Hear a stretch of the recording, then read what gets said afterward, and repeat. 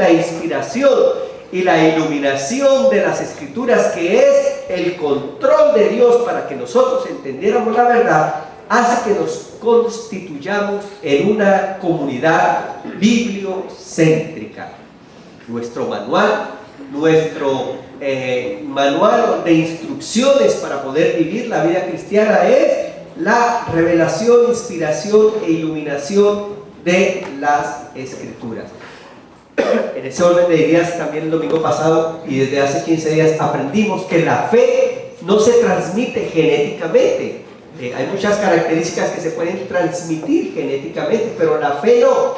La fe no se transmite genéticamente. La fe hay que aprenderla, hay que entonces enseñarla. La fe se enseña.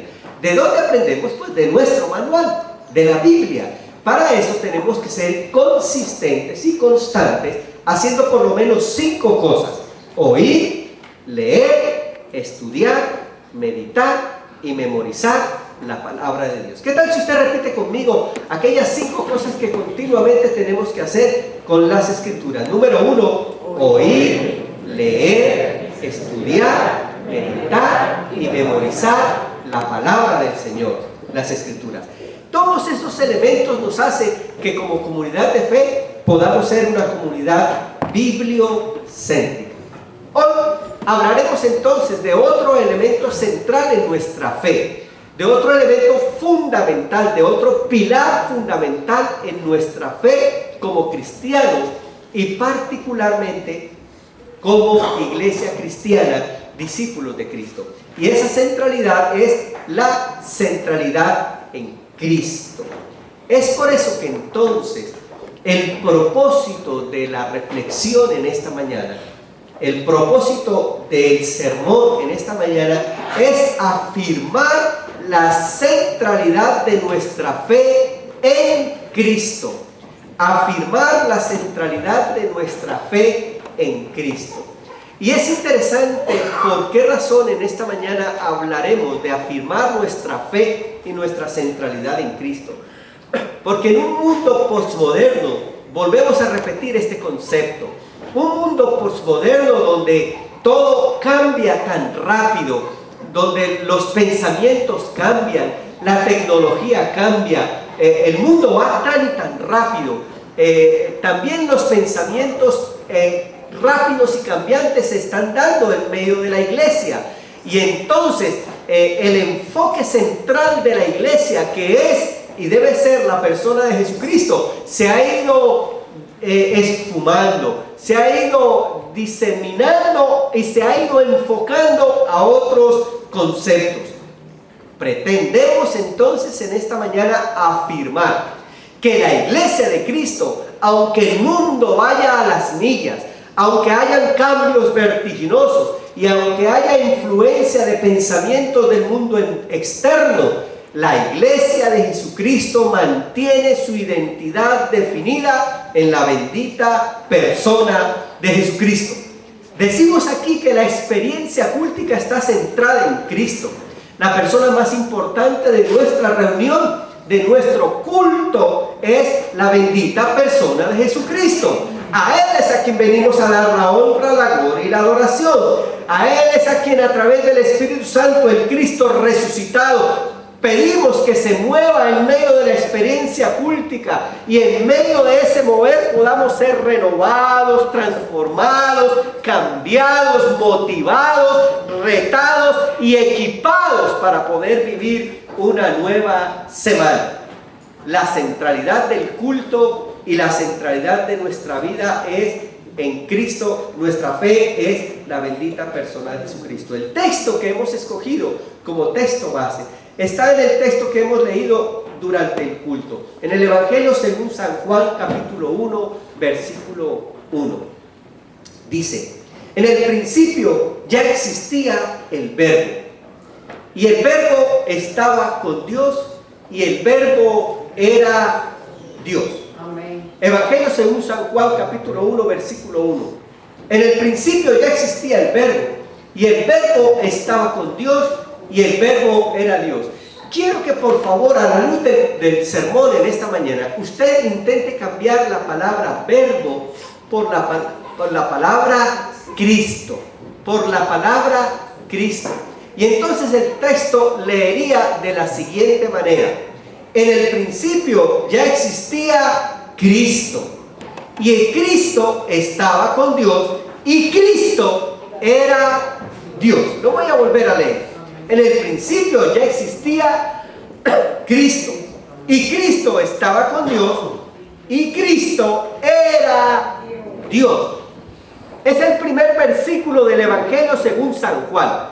Y ya el primer versículo del Evangelio según San Juan está diciendo que Cristo es Dios. Que Cristo es Dios. Eso tiene una razón de ser. Los evangelios, el Evangelio según San Mateo, según San Marcos, según San Lucas y según San Juan, fueron escritos con una intención y con un propósito particular. Todos en relación a la persona de Jesucristo.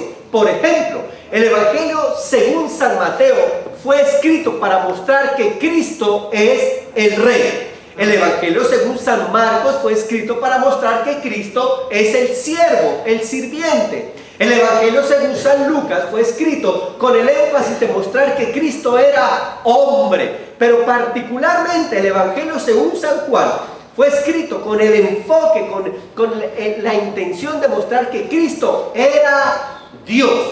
Por esa razón, desde el primer versículo, lo que Juan empieza diciendo es: Cristo es Dios.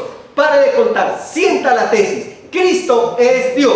Y él empieza a desarrollar esa tesis. Y en el desarrollo de esa tesis, 14 versículos, 13 versículos más adelante, dice: ese que era Dios, era Dios, Dios mismo, Cristo mismo, se hizo hombre. En el mismo capítulo 1, versículo 14 del Evangelio según San Juan, dice lo siguiente: y el verbo se hizo hombre y habitó entre nosotros, y hemos contemplado su gloria, la gloria que corresponde al Hijo único del Padre, lleno de gracia y verdad. Otra vez, hablando de Cristo, porque el énfasis del Evangelio según San Juan es mostrar que Cristo es Dios. El texto diría de Cristo de la siguiente manera: y Cristo se hizo hombre. Cristo se hizo hombre. Y vivió entre nosotros. Y nosotros hemos contemplado la gloria de Dios. La gloria que corresponde al Hijo único del Padre, lleno de gracia y verdad.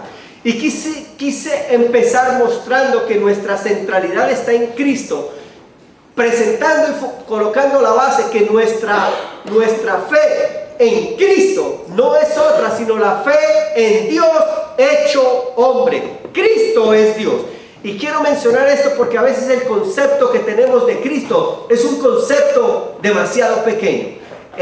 La imagen del Cristo sirviente, la imagen del Cristo sufriente, la imagen del Cristo que vino solamente para ayudarnos, como que ha minimizado la majestad, como que ha minimizado el concepto de que, escuche, quien murió en la cruz es Dios hecho hombre, Cristo, Dios, el creador del cielo y de la tierra, el sustentador de la vida, el que nos permite todos los días despertar. Él fue a la cruz por mí, bendito el Señor. No fue cualquiera quien fue a la cruz. Por ahí hay un libro que se escribe en cuanto a teología posmoderna, un libro de teología que se habla Dios murió en la cruz, y desarrolla el concepto de que Dios ya está muerto porque Él murió en la cruz. Es la teología posmoderna. Déjeme decirle, en la cruz murió Cristo, Dios hecho hombre. Nosotros creemos que Jesús es el Cristo. Confesamos con nuestra boca que Jesús es el Cristo. Yo quiero que usted repita conmigo: confesamos con nuestra boca que Jesús es el Cristo. Ahora, permítanme, aquí les aclaro algo. La palabra Cristo no es solamente un nombre. la palabra Cristo no es solamente un nombre. La palabra Cristo es un título. El nombre de Jesús es ese, Jesús. ¿Se acuerdan cuando el ángel apareció a María? ¿Y qué le dijo el ángel a María? Y pondrás su nombre Jesús. Jesús. Así que el nombre, como se llama Pedro, Juan, Jacinto, Isaías, Raquel, María, el nombre natural de Jesús se llamaba ¿cómo? Jesús.